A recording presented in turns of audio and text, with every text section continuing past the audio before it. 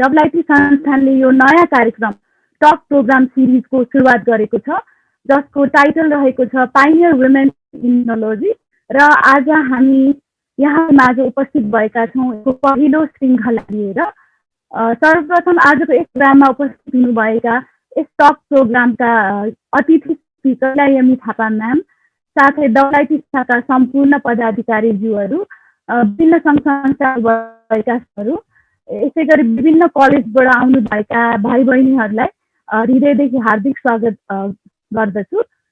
अब हामी यस प्रोग्रामको सुरुवात डब्ल्युआइटी शाखाका अध्यक्षज्यू गुणकेशरी प्रधान म्यामको छोटो स्वागत मन्तव्यबाट सुरु गर्छौँ। गुणकेशरी म्यामलाई आफ्नो स्वागत मन्तव्यको साथसाथै यो डब्ल्युआइटी संस्थान के हो र यो संस्थानको उद्देश्यबारे छोटो शब्दमा पारिदिनु हुन म हार्दिक अनुरोध गर्दछु। गुणकेशरी म्याम। नमस्कार, यहाँहरूलाई म स्वागत गर्न चाहन्छु आज यस प्रोग्राममा। हाम्रो प्रमुख अतिथि हाम्रो प्रोफेसर तिमिला एमी थापा, त्यस्तै गरेर हाम्रो प्यानलिस्टमा सहभागी हुनुभएका सबै महिला वर्गहरू र हाम्रो यो कार्यक्रममा एटेन्ड गर्नुभएका भाइ बहिनी तथा साथीभाइ र अन्य महानुभावहरूको तर्फबाट फेरि पनि मेरो नमस्कार छ। यस कार्यक्रममा हामीले पाइनियर वुमेन इन टेक्नोलोजी भन्ने सिरिज सुरु गरेको हो डब्ल्युआइटीको तर्फबाट। र आज हाम्रो प्रमुख अतिथिमा हाम्रो प्रोफेसर तिमिला एमी थापा म्याम आउनुभएको छ र उहाँ हाम्रोलाई चिरपरिचित म्याम नै हुनुहुन्छ। हामीले धेरै जसोले उहाँलाई चिनेको पनि छौँ र उहाँको अलि इन्ट्रोडक्सन धेरै हाम्रो मोडरेटरबाट पछि हुनेछ। तर म्यामलाई हामीले धेरै चिनेको भए पनि उहाँको कथा है, उहाँले यो सेक्टरमा यति अगाडि आउन कति दुःख गर्नुभयो, कति मेहनत गर्नुभयो, यो विषयमा हामीलाई चाहिँ थोरै नै थाहा भएको छ। र आज हामी यस कार्यक्रम मार्फत चाहिँ उहाँको एचिभमेन्ट, उहाँको स्ट्रगल्स, उहाँले फेस गर्नुभएका च्यालेन्जेसहरू है विषयमा चाहिँ हामी सुन्नेछौँ र तपाईँहरूको केही जिज्ञासा भए पनि राख्न सक्नुहुन्छ। म्यामले अब मलाई जहाँसम्म लाग्छ 30 वर्षभन्दा बढी यो आइसिटी सेक्टरमा कार्य गरिसक्नु भएको छ। यस्तै गरेर अब डब्ल्युआइटीले चाहिँ यो पहिलो प्रोग्राम होइन, हामीले कति वर्षसम्म हामीले अघिल्लो वर्ष पनि थुप्रै कार्यक्रमहरू गरेका थियौँ। हाम्रो उद्देश्य मेनली हाम्रो यो डिसिजन मेकिङ पोजिसनमा भएका र 20औं वर्षसम्म आइटी सेक्टरमा काम गरिरहनु भएका महिलाहरूलाई, हाम्रो अहिले नयाँ जेनेरेसन, नयाँ पिँढीलाई सँग नेटवर्किङ गराउने, भेटघाट गरेर हामीले पुरानो जेनेरेसनले गरिआएको र सिक्नु भएको कुराहरूलाई हामी अगाडि राख्ने, यसरी नेटवर्किङ गर्ने एउटा उद्देश्य पनि हो हाम्रो। र यसको साथसाथै हामीले बालबालिकाहरू, किशोर किशोरीहरू, नेपालमा महिलाहरूलाई चाहिँ सकेसम्म बढीभन्दा बढी महिला बालबालिकाहरूलाई चाहिँ आइसिटी सेक्टरमा ल्याउनको लागि हामीले प्रयास गर्छौँ। यो पनि हाम्रो एउटा ठुलो उद्देश्य छ।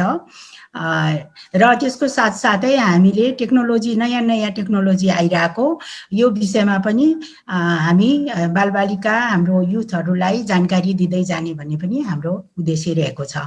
यसैको आधारमा हामीले गत वर्ष 16वटा भन्दा बढी कार्यक्रमहरू गरेको थियौँ। त्यसमध्येमा हामीले नेटवर्किङ र टेक्नोलोजी सेयरिङको हिसाबले हामीले 2टा कन्फरेन्स, त्यसपछि कोभिडको कारणले हामी धेरै अनलाइन प्रोग्रामहरू गऱ्यौँ। त्यसमा पनि कोभिडको पनि जानकारी दिने र टेक्नोलोजी पनि सिकाउने हिसाबले हामीले यो अडियो भिडियो कन्टेस्ट हाम्रो बालबालिका युथहरूको समक्ष लगेको थियौँ र यसमा धेरै नै हाम्रो बालबालिकाहरू धेरै नै रमाएको थियो। त्यस्तै गरेर हामीले केही क्लासेसहरू नलेज सेयरिङको हिसाबले, टेक्नोलोजी सेयरिङको हिसाबले स्कुलमै गएर पनि क्लासेस गरेको थियौँ र पछि अनलाइन पनि गरेको छौँ।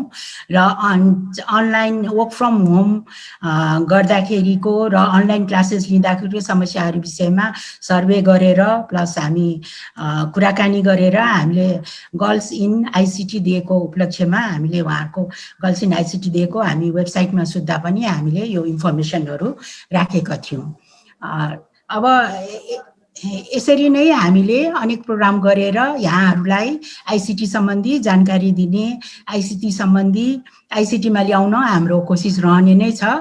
यसमा हामीले अब अहिले सर्वप्रथम हामी अहिले चाहिँ यो एपिसोडको पहिलोमा चाहिँ हामी प्रोफेसर तिमिला एमी थापा म्यामलाई ल्याएको छौँ। मलाई जहाँसम्म लाग्छ उहाँको अनुभव, उहाँले गर्नुभएको कार्यहरू, उहाँको स्टोरी सुनेर हामी सबै इन्स्पायर हुनेछौँ, हामीले प्रेरणा पाउनेछ र हामीले हाम्रो बाटोमा अगाडि बढ्नलाई, यहाँ भाइ बहिनीहरूलाई पनि अगाडि बढ्नको लागि चाहिँ केही कुनै किसिमले चाहिँ सहज सुविधा पनि हुनेछ भनेर आशा गर्दछौँ। ल यसैको साथै यहाँ आउनुभएको सबैलाई म आभार व्यक्त गर्दै धन्यवाद दिँदै र हाम्रो तिमिला म्यामलाई पनि मुरी मुरी धन्यवाद। यो कार्यक्रम चाहिँ अब म हाम्रो मोडरेटर पल्पसा कंसाकार तुलाधरजीलाई ह्यान्डओभर गर्दछु। नमस्ते। धन्यवाद गुण केशरी म्याम। हुन त गुण केशरी म्यामले अलिकति विस्तृत उद्देश्य के हो, डब्लुआइटी संस्थाको उद्देश्य के हो भनेर जानकारी गराउनु भयो।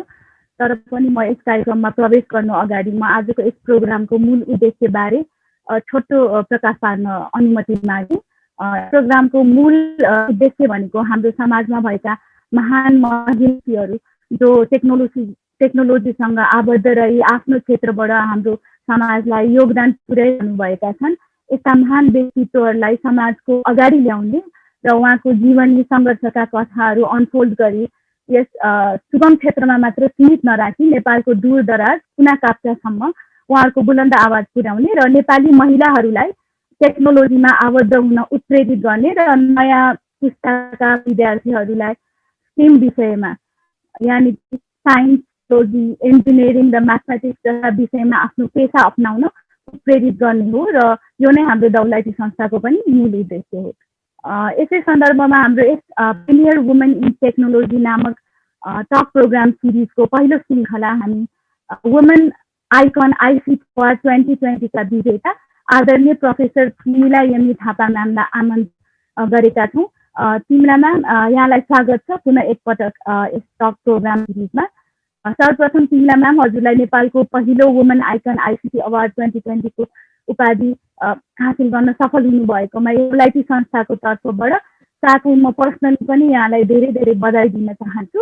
हामीले यो टक प्रोग्राम सिरिजको सुरुवात हजुर जस्तो महान हस्तीबाट सुरु गर्न पाउँदा हाम्रो लागि गर्वको विषय हो। अब तिमिला म्यामको परिचय दिनुपर्दा उहाँ त्रिभुवन युनिभर्सिटी अन्तर्गत institute of engineering Pulchowk campus पूर्व प्रोफेसर हुनुहुन्छ। उहाँले आइआइटी कानपुरबाट इलेक्ट्रोनिक इन्जिनियरिङ डिग्री हासिल गर्नुभएको थियो। त्यसको लगतै उहाँले सोही कलेजमा 3 वर्ष रिसर्च प्रोजेक्टमा पनि आबद्ध हुनुभएको थियो। पछि उहाँले सन् 1995 मा डी मन्टफ्रन्ट युनिभर्सिटी युकेबाट एमएससी आइटीको डिग्री पनि हासिल गर्नुभएको थियो। उहाँले आफ्नो 35 वर्ष 3.5 दशकको लामो समय पुल्चोक क्याम्पसमा इलेक्ट्रोनिक्स र कम्प्युटर इन्जिनियरिङ विषय पढाउनु भएको थियो। उहाँ पुल्चोक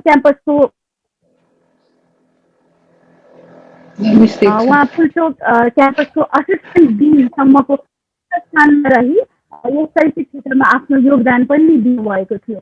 पुल्चोक क्याम्पसमा कम्प्युटर इन्जिनियरिङ डिग्रीको स्थापना पनि उहाँकै पहलमा भएको थियो। त्यसै गरी उहाँ पोखरा युनिभर्सिटीमा पनि सेनेट मेम्बर भई नेपालको शैक्षिक क्षेत्रमा योगदान दिनु भएको थियो।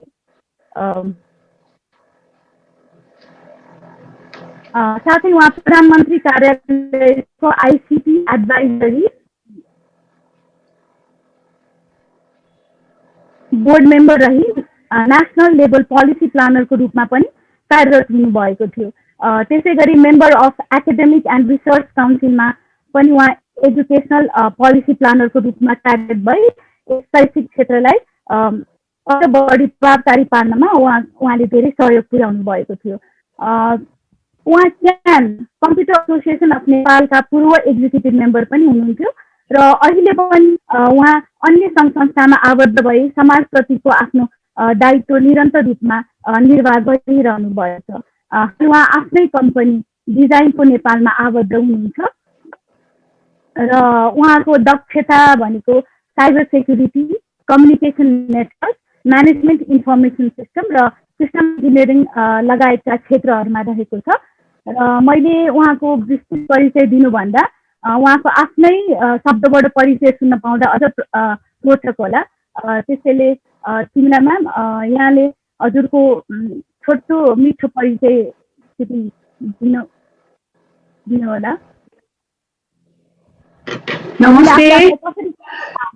हजुर हजुर नमस्ते। अहिले विटको बारेमा चाहिँ मैले एक्टिभिटिजहरू सुन्दाखेरि मलाई लाग्छ मेरो यो अहिलेको कार्यक्रमबाट विटमा चाहिँ अझ थप गर्नुपर्ने जिम्मेवारी चाहिँ को कुराहरू धेरै ल्याउन सक्यो भने मलाई लाग्छ विट चाहिँ अगाडि बढ्नलाई एउटा गाइडलाइनको रूपमा प्रस्तुति हुन इच्छा गरेको छु। एउटा पार्ट त्यो भयो। अर्को चाहिँ हाम्रो म्याडमले जुन इन्ट्रोडक्सनमा चाहिँ 3 वर्ष रिसर्च गरेको भनेर जुन भन्नुभयो त्यो यहाँ इन्जिनियरिङ क्याम्पसमा होइन, म आइआइटीमा त्यहाँबाट ग्रेजुएट भइसकेपछि त्यहाँको एउटा इन्डियन गभर्मेन्टको रिसर्च प्रोजेक्टमा चाहिँ 3 वर्ष काम गरेको, यहाँ गरेको होइन कि उता काम गरेको हो। र अर्को चाहिँ यो पुलचोकमा चाहिँ सुरुमा चाहिँ 94 मा इलेक्ट्रोनिक इन्जिनियरिङ सुरु गर्दाखेरि 1994 मा पढाउँदाखेरि त्यो 94 देखि 98 सम्म मैले इलेक्ट्रोनिक डिपार्टमेन्टमा पढाएको हो। तर 98 पछि बाँकी मेरो 35 वर्षको पिरियडमा चाहिँ 98 देखि रिटायर नभएसम्म चाहिँ मैले कम्प्युटर इन्जिनियरिङ डिपार्टमेन्टमा मात्रै पढाएको छ। त्यो एउटा सानो करेक्सन यहाँ चाहिँ म भन्न चाहन्छु। र अरू चाहिँ मेरो इन्ट्रोडक्सनमा चाहिँ धेरै कुरा सबै कुरा आइसकेको छ। कुनै चिज सुरुवात गर्दाखेरि हाम्रो जस्तो ब्युरोक्रेटिक सर्कलमा, सरकारको फङ्सनिङ सर्कलमा चाहिँ असाध्यै अप्ठ्यारा कुराहरू मैले झेल्नु परेको। आज मैले यो मेरो पुरानो पीडाहरू कथाहरू सुनाउन पाउँदाखेरि मलाई एकदमै राम्रो लागिरहेछ। र मेरो अनुभवबाट चाहिँ अहिले यो सुनिरहनु भएको सबले चाहिँ केही लर्निङ लेसन पक्का पनि पाउनुहुन्छ होला। Thank you Palpasa madam.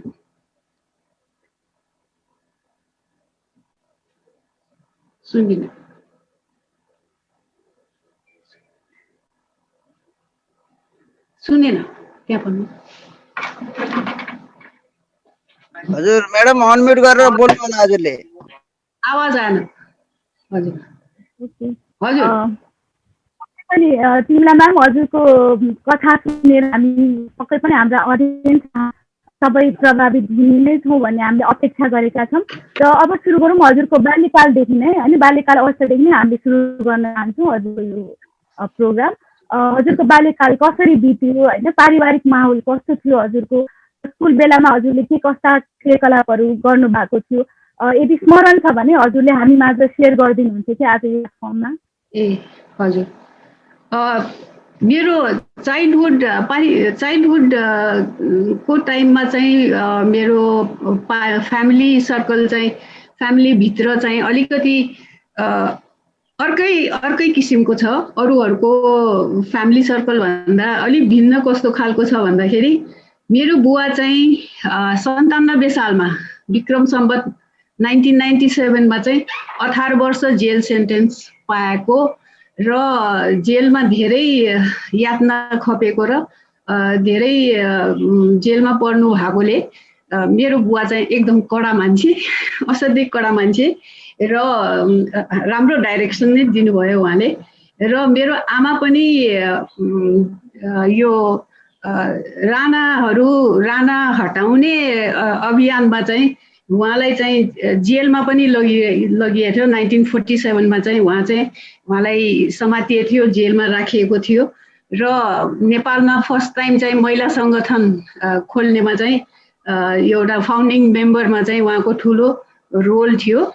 त्यो कारणले आमा र बुवा दुवैजना चाहिँ एकदमै हामीलाई चाहिँ हामी 7 जना बच्चाहरूलाई चाहिँ एकदमै कडी कराउ अनि धेरै राम्रो डिसिप्लिनमा चाहिँ उहाँहरूले हुर्काउनु भएको छ।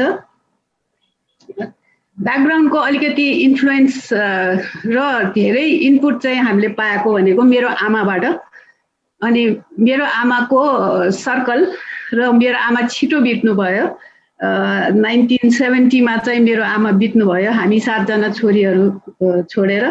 र हुर्कनु पर्दाखेरि चाहिँ धेरै मामा घरका माइजूहरू र अरू आन्टीहरू चाहिँ धेरै जसो आमा बित्यो भने अरू रिलेटिभ सर्कलहरू चाहिँ लिटल मदरहरू, सानो मदरहरूको रोलबाट चाहिँ अलि ट्रेडिसनल एकदम पुरानो विचारको बिहा हुनुपर्छ, छिटो बिहा गरिदिनुपर्छ, 6 जना छोरीहरू छ यिनीहरू बिग्रिन्छ भनेर माहौलै त्यस्तो थियो।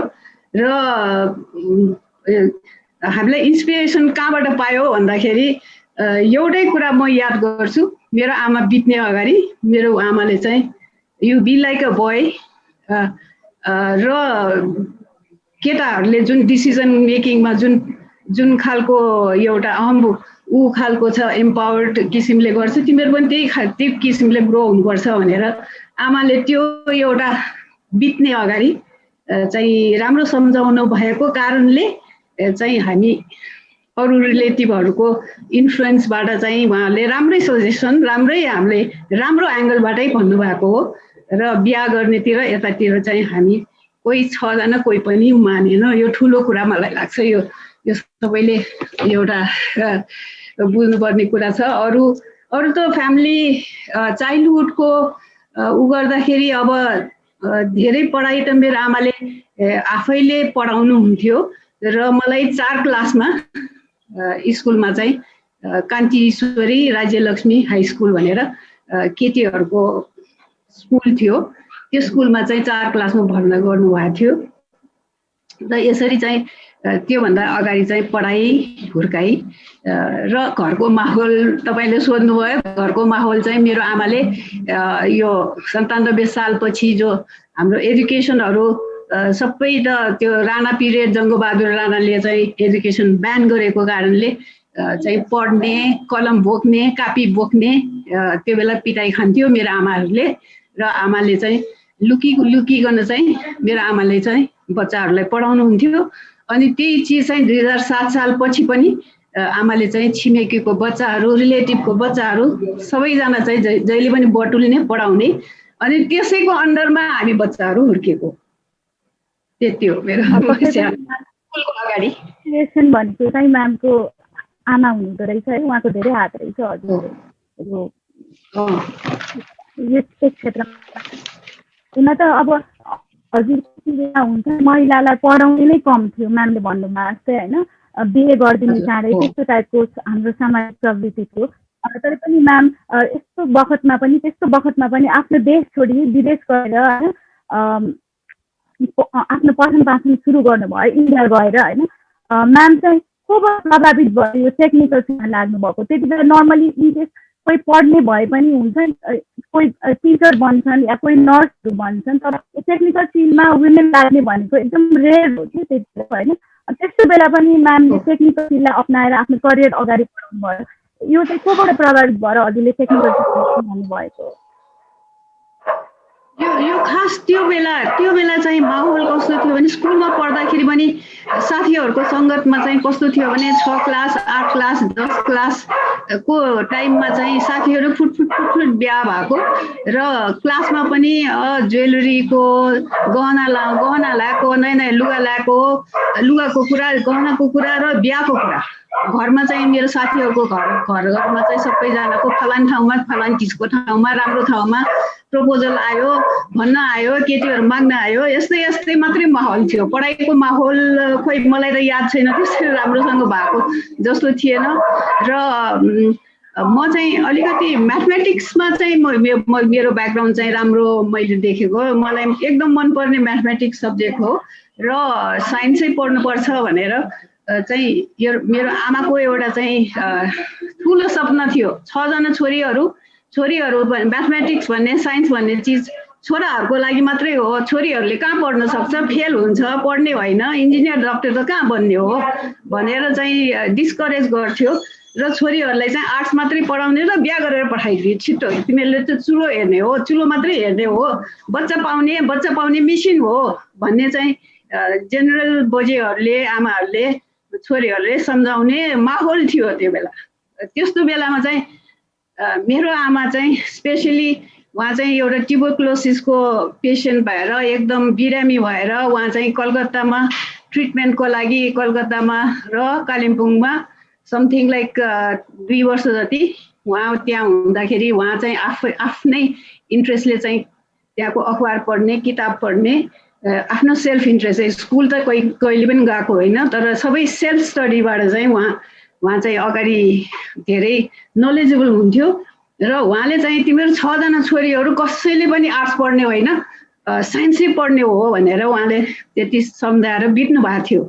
एउटा त आमाको इन्फ्लुएन्सबाट, अर्को चाहिँ मेरो चाहिँ यो म्याथमेटिक्समा चाहिँ मलाई धेरै डिपली इन्ट्रेस्ट भएकोले म त्यही गर्छु भनेर अनि अगाडि बढेको। म्यामले कलेज पढ्दाखेरि होइन त्यहाँको इन्भाइरोमेन्ट कस्तो थियो, महिला मैत्री थियो कि थिएन, वुमेन फ्रेन्डली थियो कि थिएन होइन? जस्तै टेक्नोलोजीमा लाग्दाखेरि जहिले पनि फिमेलहरूलाई अन्डर एस्टिमेट गरिन्छ कि हाम्रो समाजबाट हुन्छ नि, फिमेलहरूले टेक्निकल सक्दैन होला भनेर पहिला नै हामीलाई दबाइदिन्छ, अन्डर एस्टिमेट गरिदिन्छ होइन? म्याम त्यति बेला पढ्दाखेरि होइन एकदम लिमिटेड फिमेल स्टुडेन्ट्सहरू मात्रै थियो होला होइन? पक्कै पनि अहिले नै कम छ भनेपछि त्यो बखतमा त पक्कै पनि अझ न्यून होला। यस्तो बेलामा हजुरको गुरुहरूले महिला विद्यार्थीहरूलाई हेर्ने दृष्टिकोण कस्तो थियो होइन? कसरी हेर्नुहुन्थ्यो म्याम महिला विद्यार्थीहरूलाई र साथीभाइहरूबाट पनि कस्तो व्यवहार हुन्थ्यो हजुरहरूको? र हजुरले कहिले ह्युमिलेट फिल गर्नुभयो कि भएन कलेज बेलामा पढ्दाखेरि पनि होइन? कतिको सहज असहज वातावरण थियो हजुरको पालोमा कलेजमा? एक त म महिलाहरू मात्रै पढ्ने स्कुलबाट पास आउट भएको थियो र 11-12 क्लासमा पढ्दाखेरि, अस्कलमा पढ्दाखेरि कोएड हो, तैपनि त्यो बेला मेरो टाइममा चाहिँ केटाहरूसँग बोल्नु हुँदैन भनेर हामी केटीहरू मात्रै ग्याङअप भएर कलेज जाने अनि फर्केर आउने, केटाहरूसँग एकदमै इन्ट्रेक्सन थिएन। अनि त्यसमध्येमा पनि स्कुलबाट पास आउट हुँदाखेरि म्याथमेटिक्स लिएर पढ्ने चाहिँ मलाई लाग्छ मेरो क्लासमा, मेरो ब्याचमा चाहिँ मैले याद गर्दैन छैन जस्तो लाग्छ। र बायोलोजी सेक्सनबाट चाहिँ प्रतिभा भट्टराई भनेर मेडिकल डक्टर हुनुभयो, अनि अर्को एकजना को रेग्मी भन्ने, बिमला रेग्मी भन्ने पनि मेडिकल डक्टर हुनुभयो। यसरी बायोलोजी सेक्सनमा थियो, तर म्याथमेटिक्समा चाहिँ मलाई चाहिँ याद भएन, तर कोही 1-2 जना होला मलाई थाहा छैन, तर एकजना मलाई लाग्छ अलि राम्रै एकदमै हाई स्कोर आएको प्रभा कंसाकार, उहाँ चाहिँ क्यालकाटामा स्कुलिङ गरेकोले उहाँको ब्याकग्राउन्ड असाध्यै राम्रो भएकोले चाहिँ उहाँले आइएसीमा पनि राम्रो गर्नुभएको थियो, तर उहाँको आमाले चाहिँ कहाँ केटीहरूलाई पढाउने, उहाँलाई त बिहा गरेर पठाउने हाम्रो राम्रो परिवारमा भनाइराखेको छ भनेर उहाँलाई बिहा गरिदिनु भयो। त्यो मलाई याद छ। अरू खासै मलाई त्यति पुरानो साथीहरू कहाँ कस्तो छ भनेर धेरै साथी त भेटेको छु, तर कोही होला थाहा छैन, मलाई छ भनेर लाग्दैन। त्यहाँबाट गएर चाहिँ म इन्जिनियरिङको लागि आइआइटी कानपुरमा जाँदाखेरि पनि त्यहाँ पनि मेरो क्लासमा जम्मा 400 जना केटाहरू थियो, त्यसमा 2 जना केटीहरू मात्रै थियो र त्यो हाम्रै चाहिँ विभिन्न सेक्सनमा 30 जनाको सेक्सन छुट्याएर अलग अलग किसिमले डिपली गर्थ्यो। त्यसमा पनि हामी छुटिएर नै बसेको थियो। मेरो साथी कहिले पनि धेरै जस्तो मेरो सेक्सनमा चाहिँ छँदै थिएन र म एक्लै थिएँ, केटाहरूकै सर्कलमा एक्लै थिएँ। र यता स्कुलमा पनि केटीहरूसँग हेर्ने 11-12 क्लासमा यहाँ पनि जहिले पनि केटीहरूसँग केटाहरूसँग खासै इन्टरेक्सन चाहिँ नगर्ने। र 12 क्लासपछि मेरो आमा बित्यो र आमाले चाहिँ होइन यसरी होइन, तिमीहरू चाहिँ केटाहरूसँग बोल्नुपर्छ र be like a boy and उनीहरूले जसरी लाइफमा पर्फर्मेन्स गर्छ केटीहरूले पनि गर्नुपर्छ, त्यही एङ्गलबाट जानुपर्छ भनेर सम्झाएर उहाँ बित्नु भयो। र त्यो एउटा चाहिँ दिमागमा राखेर म चाहिँ इन्डियामा आइआइटी कानपुरमा म पढ्दाखेरि मैले दायाँ बायाँ यताउता कसैको कुरा सुनेन। बिदामा घरमा आउनु पर्दाखेरि मेरो फुफू पर्नेहरूले चाहिँ तिमी बिहा गरिहाल, बिहा हुँदैन भनेर प्रेसर गरेको। फर्स्ट इयरमा चाहिँ बिदामा आउँदाखेरि होइन बिहा गरेर जाऊ, पछि बिहा हुँदैन, बुढी हुन्छ, यस्तो यस्तो पछि हाम्रो इज्जत जान्छ के भनेर जहिले पनि सम्झाउँथ्यो। तर मैले मेरो आमाले जुन भनेको थियो, आमाको सपना त्योसँग जोडिएको मेरो सपना, त्योसँग जोडिएको मलाई चाहिँ एउटा चाहिँ इन्जिनियर भनेको चाहिँ महिलाहरूको लागि हुँदै होइन। कहाँ महिलाहरू उ गर्छ, तिमीले जबै लिए पनि पासै भए पनि त्यही चुलोमा हो, चुलोमा काम गर्ने हो भनेर भन्दाखेरि मलाई एउटा च्यालेन्जको रूपमा जसरी मलाई चाहिँ हुन्न भनेछ म चाहिँ भएरै देखाउँछु भन्ने चाहिँ त्यो बेला चाहिँ असाध्यै त्यस्तो च्यालेन्ज लिने त्यस्तो खालको मन भएकोले चाहिँ मलाई लाग्छ कसैले मलाई चाहिँ हल्लाउन सकेन। र टिचरहरूबाट चाहिँ महिला भयो भनेर चाहिँ त्यस्तो खालको थिएन एकदमै।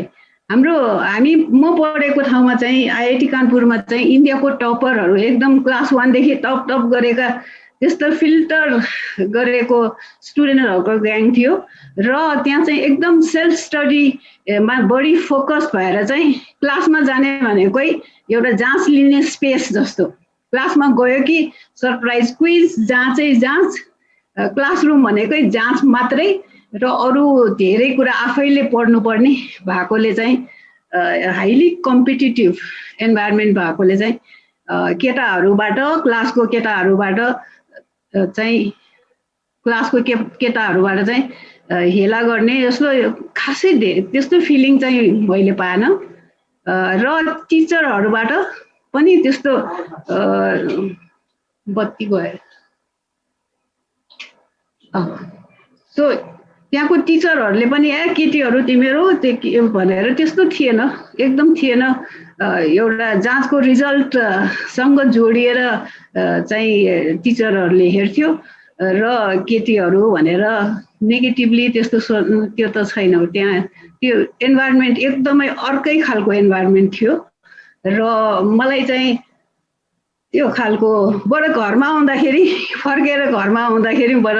मलाई चाहिँ रिलेटिभहरू चाहिँ आफ्नो एउटा सेन्स अफ एचिभमेन्ट भयो। साइकाट्रिस्ट हाम्रो कोर्स साइकोलोजीको कोर्स हुन्थ्यो, त्यहाँ क्लासमा सुनाउँथ्यो आइआइटी कानपुरमा कि मेरो छोरी बिहा गरेर पठाइदिए, मेरो छोरीको छोरा भइसक्यो, छोरी भइसक्यो, तिमी त अहिले पढिरहेछ, तिम्रो एज गइसक्यो, बिहा हुन्न भन्ने त्यस्तो खालको अति बढी हुन्थ्यो। मलाई एकदमै याद थियो कि उहाँहरूको बच्चीहरू चाहिँ मोर भयो, बच्चा पायो, मोर सेटल्ड भन्ने चाहिँ एउटा देखाउने र फुर्ती लाउने त्यो चिजबाट चाहिँ मलाई कता चाहिँ अब आमा पनि छैन, सल्लाह लिने पनि छैन र त्यसले पिन्च गर्थ्यो मलाई।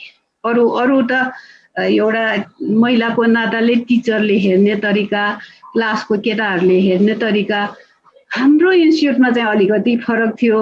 अरू इन्जिनियरिङ कलेजमा चाहिँ हो केटीहरूलाई चाहिँ ह्यारेस गर्छ यताउता भन्छ, तर हामीहरू कहाँ कम थियो। म्यामको यो विद्यार्थी जीवन त हामीले सुन्यौँ कथाहरू है। म्यामले प्रोफेसनल करियर चाहिँ कसरी सुरुवात गर्नुभयो त्यसको अलिकति बताइदिनु। म्यामको प्रोफेसनल करियर कसरी सुरुवात गर्नुभयो म्यामले? प्रोफेसनल करियर त एक त उता आइआइटी कानपुरमा म ग्रेजुएट भइसकेपछि चाहिँ मेरो बहिनी पनि हिसिला एमी पनि त्यही स्कुलमा पढाएको, घरमा चाहिँ अलिकति समस्या परेर 7 क्लासदेखि त्यही जोइन गराएको र उसलाई पनि दिल्ली स्कुल अफ प्लानिङ आर्किटेक्चरमा चाहिँ भर्ना गरेर आर्किटेक्ट डिग्रीको लागि म व्यस्त थिएँ। अर्को मेरो बहिनी कयो एमीलाई पिएचडी गराउनु थियो, त्यो कारणले म 3 वर्ष त्यहाँ चाहिँ इन्डियन गभर्मेन्टको चाहिँ रिसर्च प्रोजेक्ट थियो, त्यसमा चाहिँ 3 वर्ष जब गरेँ मैले र त्यहाँबाट त्यो एउटा मलाई धेरै ठुलो एउटा लाइफमा चाहिँ सिक्ने मौका, वर्क एक्सपिरियन्स गर्ने मौका इन्डियामा पाएको हो। त्यहाँबाट फर्केर म चाहिँ इन्जिनियरिङ क्याम्पसमा जोइन गर्दाखेरि मलाई नेपाल टेलिकम इलेक्ट्रिसिटी अथोरिटी सब ठाउँमा चाहिँ आऊ आऊ भनेको थियो, तर मलाई लागेको नेपालमा चाहिँ एकाडेमिक इन्स्टिट्युसन्सहरूको एउटा राम्रोसँग जुन स्पिडमा गइरहेको त्यो गइरहेको थिएन र एजुकेसन नै एकदमै यङ एजुकेसन र एजुकेसन सिस्टम र इन्डियाको कम्पेरिजनमा जहाँ म पढेर आएको थियो त्यो कम्पेरिजनमा यहाँ केही त भएको छैन भनेर आई थिङ्क मैले सर्भिस त एकाडेमिक सर्कलमै गर्नुपर्छ भनेर म आफैले निर्णय गरेर आइओईमा चाहिँ जोइन गरेँ, पुल्चोक इन्जिनियरिङ क्याम्पसमा। प्रोफेसनल करियरमा होइन जति पनि नेतृत्व गरेर अगाडि बढ्नुभयो, यहाँले कस्तो अप्ठ्यारा चुनौतीहरूको सामना गर्नु पर्यो र त्यसलाई कसरी म्यानेज गर्नुभयो यहाँले? हजुर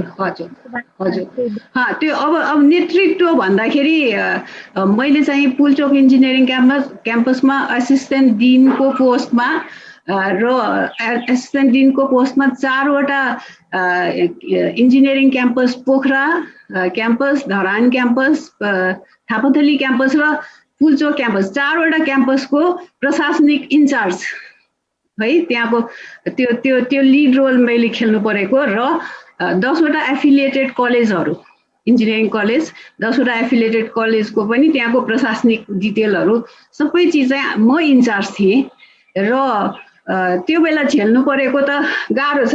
कहिले विद्यार्थीको एकदमै जुलुस आउने, कहिले टिचरहरू स्थायी भएन भनेर जुलुस आउने र त्यहाँ चाहिँ 3 वर्षको course, overseer course Thapathali, Pokhara र धरान तीनटा कलेजमा ओभरसियरको कोर्सहरू फेज आउट गरेर चाहिँ त्यही 3वटा कलेजमा चाहिँ इन्जिनियरिङ डिग्रीले रिप्लेस गर्ने भन्ने प्रोसेसमा चाहिँ म महिला भएर चाहिँ अब त्यो रिप्लेसमेन्ट यो अपग्रेड गरेको र फेज आउट गरेको पिरियडमा चाहिँ मलाई असाध्यै गाह्रो भएको थियो र तैपनि गर्ने त हिम्मत जे होस्, हार्डवर्क गर्ने नेचर भएकोले चाहिँ मलाई गाह्रो त गाह्रो थियो, तर आई म्यानेज। एउटा पार्ट त्यो लिड गरेको भयो।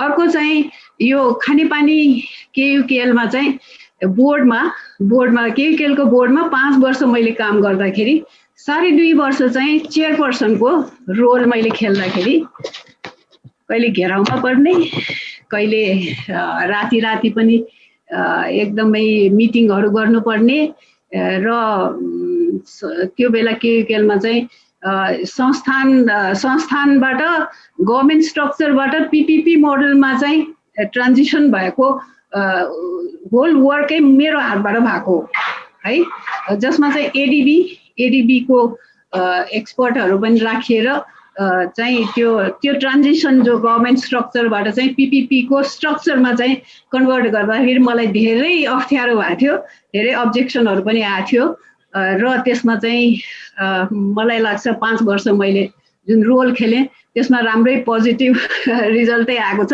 र अध्यक्षको नाताले चाहिँ 2.5 वर्ष काम गर्दाखेरि अप्ठ्यारो त अप्ठ्यारो छ। महिलाहरूलाई चाहिँ धेरै लेट आवर मिटिङहरू हुने र धेरै कम्प्लेक्स डिसिजनहरू गर्नुपर्ने, मन्त्रालय म्यानेज गर्नु, मन्त्रालयको स्टेक होल्डरहरू सबैजना राखेर, इभन द एनजिओज आइएनजिओजहरू, त्यसमा चाहिँ एनजिओजहरू छ, अरू एडिबीकै ग्रान्टबाट चलेका, यिनीहरू सबैजना म्यानेज गर्दाखेरि गाह्रो थियो, एकदमै गाह्रो थियो। बट स्टिल मलाई लाग्छ मैले त एउटा च्यालेन्जको रूपमा त्यहाँ फेस गरेकोले मलाई त्यसरी एकदमै ऊ चाहिँ भएन। अहिलेको प्रोफेसनल वुमेनहरूको अथवा महिलाहरूको विचार के भने हामीले कसरी ब्यालेन्स गर्ने त्यो प्रोफेसनल र सोसियल लाइफलाई। अब हजुर पनि एउटा बुहारी हुनुहुन्छ होइन, एउटा पत्नी, आमा होइन, कर्मचारी, समाजसेवी, विभिन्न पात्र निर्वाह गर्नुभएको छ र यति धेरै जिम्मेवारी निर्वाह कसरी गर्नुभयो, like how did you balance the professional and social life? अहिलेको धेरैको महिला र हुन्छ नि महिलाहरूको पनि प्रश्न यही नै छ, कसरी ब्यालेन्स गर्नु त, टाइम म्यानेज कसरी गर्ने भन्ने विषयमा धेरै चर्चाको पनि विषय हो र म्यामले यसमा के प्रकाश पारिदिनुहुन्छ कि? हजुर हजुर, यो यो यो यो एउटा एरियामा मलाई लाग्छ सबै महिलाहरूले चाहिँ एक आपसमा एउटा नेटवर्किङ गरेर सेयरिङ गरेर आफ्नो समस्याहरू सेयर गर्न अति जरुरी देखिन्छ। हामी 6 जना दिदीबहिनीहरू त्यही बोर्डमा थियो, 6 जना चाहिँ यस्तै की रोलहरू, लिडरसिप रोलहरू यस्तो यस्तोमा चाहिँ 6 जना दिदीबहिनीहरू परेको कारणले एक आपसले चाहिँ यस्तो गर न त्यसो गर न भनेर एउटा हेल्पिङ ह्यान्ड सपोर्ट त मलाई थियो, मेरो ब्याकबोनमा चाहिँ एकदमै सपोर्ट थियो। र अर्को चाहिँ अब बुहारीको नाताले चाहिँ हेर्नु पर्दाखेरि सासूहरूको समस्या पनि बुझ्नुपर्छ र सासूहरूको धेरै डोमिनेसनमा पनि मेरो साथीहरू, महिला साथीहरू परेको सुनाउँछ। मेरो सासू चाहिँ अलिकति विभिन्न फरक ढङ्गको हुनुहुन्थ्यो। उहाँ चाहिँ क्यालकाटामा जन्मनु भएको, क्यालकाटामा हुर्किनु भएको र क्यालकाटामा चाहिँ एउटा ब्रिटिस कम्पनी थमस डफ एन्ड कम्पनी भन्ने चाहिँ ब्रिटिस कम्पनीको म्यानेजिङ डाइरेक्टर चाहिँ मेरो ससुरा हुनुहुन्थ्यो र मेरो सासूले 60 वटा ल्याङ्ग्वेज बोल्नुहुन्छ, लेख्नुहुन्छ, 60 वटा ल्याङ्ग्वेज इन्डियाको र एकदमै स्मार्ट सासू हुनुहुन्थ्यो। उहाँले चाहिँ इन्डियाको एजुकेसन असाध्यै राम्रो छ, बच्चाहरूलाई नेपालमा पढाउँदिन भनेर मेरो छोरीहरू दुईजनालाई चाहिँ क्यालकाटामै पढाउनु भयो र मेरो छोरीहरू पनि त्यही एङ्गलबाट सासूकै इन्फ्लुएन्सबाट हुर्किनु भयो। त्यहाँको एक्सपोजर र त्यहाँको स्कुलिङ डेफिनेटली यहाँभन्दा धेरै फरक थियो र छोरा चाहिँ हामीसँगै हुर्कियो र गाह्रो छ घर म्यानेज गर्नु र प्रोफेसनल लाइफ, प्रोफेसनल उसमा स्पेसली यस्तो लिडिङ पोस्टमा बसेर उ गर्दाखेरि एकदमै टाइम कन्ज्युमिङ मिटिङ्सहरू र घरको ऊ चाहिँ अलिकति यदि त्यसरी बाहिरको काम गर्छ भने तिम्रो चाहिँ नोकरहरू काम गर्ने, घरमा सपोर्ट दिने महिलाहरू राख्ने, काम गर्ने राख्ने चाहिँ त्यो पनि राम्रोसँग म्यानेज गर्नु जान्नुपर्छ भनेर मेरो सासूले गाली गर्नुहुन्थ्यो। If you want to work outside you keep good servants भनेर एकदम गाली गर्नुहुन्थ्यो। अनि त्यो अनुसार चाहिँ मैले मोस्टली दुईजना सर्भेन्ट्सहरू राखेर मैले घर म्यानेज गरेँ। म्यानेज गर्न सकिन्थ्यो, हो सक्न त सक्छ, तर if you are not careful धेरै साथीहरू फसेको, दुःख पाएको मैले थाहा छ। र अहिले पनि अब अगाडि यङ महिलाहरू जो अलिकति पहुँच स्ट्रक्चरमा चाहिँ पावर स्ट्रक्चरमा चाहिँ अलि इन्भल्भ भएको महिलाहरूलाई के सजेसन दिन्छु भन्दाखेरि you have to be very very careful to balance, घरको ब्यालेन्स गर्ने र बाहिरको ब्यालेन्स गर्न। धेरैजना मेन्टल ब्रेकडाउन पनि भएको मैले देख्छु र मेन्टल ब्रेकडाउन पनि हुन्छ if you are not careful, you have to learn भन्दाखेरि अलिकति हामीहरू जस्तो अलिकति स्टोरीहरू पनि सुन्नुपर्छ, अरू साथीहरूलाई समस्या परेको किन भएको भनेर त्यो केलाएर एनालाइसिस गर्न सक्नुपर्छ, तर च्यालेन्ज चाहिँ लिनुपर्छ सर्टन टाइमको लागि। बच्चाहरू नहुर्केसम्म हो, तर हुर्किसकेपछि मेरो बहिनी एकजना चाहिँ सासू एकदम कन्जर्भेटिभ, घर असाध्यै, दुईजना बहिनीहरूको त असाध्यै कन्जर्भेटिभ फ्यामिलीमा थियो, तर बच्चाहरू हुर्किसकेपछि एकजनाले चाहिँ 4 वर्ष क्याम्पस सिप चलायो थापथली क्याम्पसमा, एकजनाले चाहिँ डिनको पोस्ट त्रिभुवन युनिभर्सिटीमा चलाउनु भयो, पनकन्या क्याम्पसमा 6 वर्ष क्याम्पस सिप चलायो, तर सी डिड अ वन्डरफुल जब। असाध्यै गाह्रो खप्नु पर्यो, बच्चाहरू हुर्क्यो, बच्चाहरूले सपोर्ट महिलाहरूलाई यो प्रोफेसनल लाइफ र हुन्छ नि सोसियल लाइफ ब्यालेन्स गर्न अति नै गाह्रो, तर हामी त्यसलाई छिर्दै अगाडि बढिरहेका छौँ। म्याम अब हजुरको प्रोफेसनल लाइफतिर अलिकति जाउँ, प्रोफेसनतिर म्यामले आइओईमा कम्प्युटर इन्जिनियरिङ डिग्रीको सुरुवात गर्नुमा हजुरको धेरै योगदान रहेको छ, त्यो हामीले जानेका छौँ। सम्भवतः आइओई नेपालमा पहिलो कम्प्युटर इन्जिनियरिङ डिग्री सुरुवात गर्ने इन्स्टिट्युसन हो र हजुरले उक्त डिपार्टमेन्टको सुरुवात गर्न के कस्ता चुनौतीहरू कठिनाइहरूको सामना गर्नुभयो? हजुर हजुर एउटा त म के भन्न चाहन्छु भन्दाखेरि आइटी इन्डस्ट्रीको फिल्डमा चाहिँ रियल सक्सेसफुल एन्टरप्रेन्योर भएर निस्किएका विद्यार्थीहरू चाहिँ आइओईकै विद्यार्थीहरूबाट लिड भएको हो। कम्प्युटर इन्जिनियरिङ 1998मा चाहिँ जब सुरु भयो, त्यो सुरु हुने अगाडि 1995मा चाहिँ मैले मोन्टफोर्ट युनिभर्सिटीबाट मास्टर्स डिग्री गरेर फर्केँ। 1996मा चाहिँ म इन्टरनेसनल एक्जिबिसनमा भाग लिन पुगेँ जर्मनीमा, सिबेट मेसेमा ह्यानोभर जर्मनीमा चाहिँ म इन्टरनेसनल एक्जिबिसनमा चाहिँ म सफ्टवेयर प्रोजेक्टको लागि इन्टरनेसनल एक्जिबिसनमा भाग लिन पुगेँ। त्यो हिस्ट्रीबाट सुरु हुन्छ र मैले एडिबीको अन्डरमा चाहिँ नेपाल इलेक्ट्रिसिटी अथोरिटीको बिल्डिङ प्रोजेक्ट गरिरहेको थियो। अनि त्यहाँ जाँदाखेरि त्यहाँ चाहिँ do you have 100 staff with you भनेर प्रोजेक्ट्सको स्केल चाहिँ ठुल्ठुलो, अनि 100 जना कम्प्युटर इन्जिनियर राख्न सक्छौ तिमीले भनेर भन्थ्यो। अब म नेपालमा त डिग्री पनि सुरु गरेको थिएन, 96 तिर कुनै कम्प्युटर इन्जिनियरिङ डिग्री कतै पनि दिएको थिएन भनेर मैले सुनाएँ। No no no no no भन्यो। अनि त्यहाँबाट चाहिँ एकाडेमिक इन्स्टिट्युटहरू 8-10 वटा एकाडेमिक इन्स्टिट्युटहरू सुरु गर्न, अनि पो then you come to civet भनेर यो ह्यानोभरमा त्यसै पो आउने हो भने गाली गरेको मलाई याद छ। अनि त्यहाँबाट फर्केर म चाहिँ मिनिस्ट्री अफ इन्डस्ट्रीमा चाहिँ सचिव भोलानाथ चालिसे, उहाँ सचिव काम मैले गराउन गएँ। यस्तो यस्तो छ, यो एकदमै अपकमिङ फिल्ड छ, सचिव जो तपाईँहरूलाई नलेज छैन भनेर उहाँलाई घचघचाएँ। यता कम्प्युटर एसोसिएसनमा चाहिँ एक्जिक्युटिभ मेम्बर बनेर म चाहिँ सफ्टवेयर इन्डस्ट्रीको इन्चार्ज भएर चाहिँ कम्प्युटर एसोसिएसनमा मैले काम गरेँ। अनि त्यहाँबाट फेरि 97मा पनि त्यहाँ फेरि ह्यानोभर सिबेटमा म पुगेँ। 97मा चाहिँ कसरी पुगेँ भन्दाखेरि एफएनसिसिआईमा प्रेसिडेन्ट हाम्रो पद्मज्योति हुनुहुन्थ्यो, उहाँ पनि आइआइटी कानपुरकै एल्मनाई हो। उहाँलाई समातेर यो भोलानाथ चालिसे काम लौ न, यो त जसरी भए पनि सुरु गर्नुपर्छ भनेर, अनि त्यहाँ हाम्रो मिनिस्ट्री अफ इन्डस्ट्रीबाट अहिलेको राष्ट्र ब्याङ्कको गभर्नर हाम्रो चिरञ्जीवी नेपाल, उहाँलाई लिएर म चाहिँ ह्यानोभर जर्मनीमा एक्जिबिसनमा इन्डियन कम्पनीहरूले ठुल्ठुलो मेगा साइज प्रोजेक्टहरू कसरी कन्ट्र्याक्ट साइन गरिरहेछ, कसरी काम लिइरहेछ सबै देखाउन लगेँ मैले मन्त्रालयको रिप्रेजेन्टेटिभ दिएर। अनि त्यहाँबाट फर्केर 97देखि अनि मैले चाहिँ हाम्रो भिसी साहब त्रिभुवन युनिभर्सिटीको भिसी साहबलाई चाहिँ कम्प्युटर इन्जिनियरिङ डिग्री चाहिँ खोल्नु पर्यो भनेर मैले त्यहाँ एकदम पहल गर्दाखेरि यता चाहिँ मिनिस्ट्रीमा चाहिँ बजेटेड हुनुपर्छ, यस्तो यस्तो ठुलो इन्डस्ट्री हाँक्नलाई त बजेट चाहिन्छ भन्दाखेरि मिनिस्ट्री पनि एकदम पोजिटिभ थियो। पोजिटिभ र उहाँहरूले 10 अन्दाजी मलाई लाग्छ मैले याद गरे अनुसार 10 करोड जति यो आइटी इन्डस्ट्रीको ट्रेनिङ प्याकेज भनेर बजेट निकासा भएको थियो, जुन चाहिँ आइओई पुलचोकमा ल्याएर चाहिँ अलिकति आइआइटी कानपुर चाहिँ इन्डियामा लिड गरिरहेको थियो।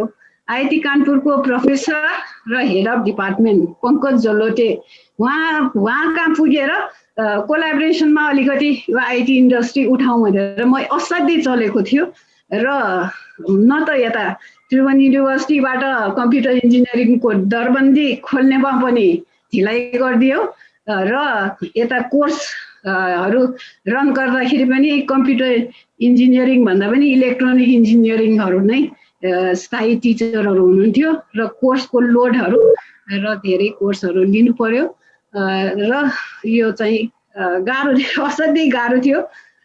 बट मलाई लाग्छ स्टुडेन्ट्सहरूले यो कुरा बुझे र उनीहरू इन्डस्ट्री आफ्नो सफ्टवेयर कम्पनीहरू खोलेर पुरानो मेरो विद्यार्थीहरू उनीहरूले विदेशमा पनि असाध्यै राम्रो गरेको छ र आफ्नै देशमा पनि बाहिरको प्रोजेक्ट ल्याएर मेरै विद्यार्थीहरूले धेरै गरेको रेकर्ड छ। पक्कै पनि पक्कै पनि म्यामले यो कम्प्युटर इन्जिनियरिङ डिग्री इन्ट्रोड्युस गरेर नेपालमा धेरै कम्प्युटर इन्जिनियर्सहरू उत्पादन गरिसक्नुभयो, जसले गर्दाखेरि हामीले भावी डिजिटल नेपालको अब परिकल्पना गर्न सक्छौँ।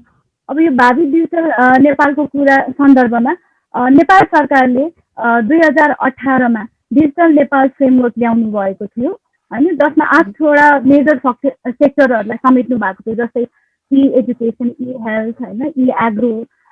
तर हालसम्म पनि खासै यो नेटवर्कलाई समेटेर कुनै ठोस कार्यहरू अथवा कार्यहरूमा तीव्रता आएको देखिँदैन। यसमा हजुरको भनाइ के?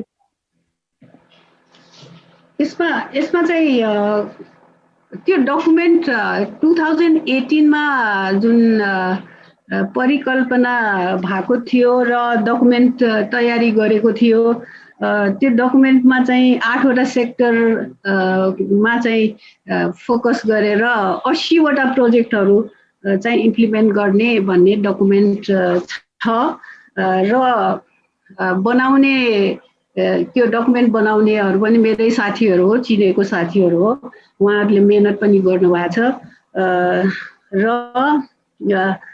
त्यो डकुमेन्ट प्रिपरेसनमा चाहिँ जति स्टेक होल्डरहरूसँग कन्सल्टेसनमा चाहिँ यो बनाइएको हो भन्ने चाहिँ छ, जुन गर्नुपर्ने हो त्यो गरिएको पनि छ।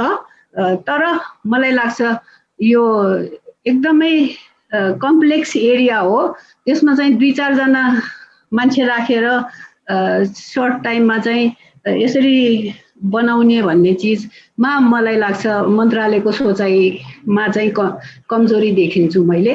र त्यसमा अझै गर्नुपर्ने, त्यो डकुमेन्टमा हाल्नुपर्ने सर्टेन कुराहरू त्यहाँ मिसिङ देखिन्छ। र म जहिले पनि मन्त्रालयलाई र त्यो डकुमेन्ट बनाउने साथीहरूलाई चाहिँ मेरो जहिले पनि बेस्ट विषय छ र त्यसमा अझ एडिसनल एक्सपर्ट इनपुट चाहिँ पक्का पनि चाहिन्छ र त्यो चाहिने डकुमेन्ट पनि हो। र त्यसलाई इम्प्लिमेन्टेसन फेजमा लाँदाखेरि चाहिँ अझै पनि मन्त्रालयले कति कुरा नबुझेको र त्यसमा जुन डेटमा सोचेर त्यसलाई अगाडि कसरी लाने भन्ने चिज चाहिँ मैले देखाएको छैन। अस्ति मन्त्रीज्यूले पनि बोलाउनु भएको थियो, सचिवज्यू मन्त्रीज्यू बसेर हामीलाई चाहिँ बोलाउनु भएको थियो र बोलाएर मात्रै काम छैन, ल आऊ भनेर यसरी गएर चाहिँ अलिकति टाइम दिएर त्यसरी हुनेवाला छैन। यो चाहिँ वर्ल्ड वाइडै एउटा billions of people in the rural एकदमै इम्पोर्टेन्ट छ कि संसारभरि अहिले रुरल डिजिटल ट्रान्सफर्मेसनको फेजमा छ।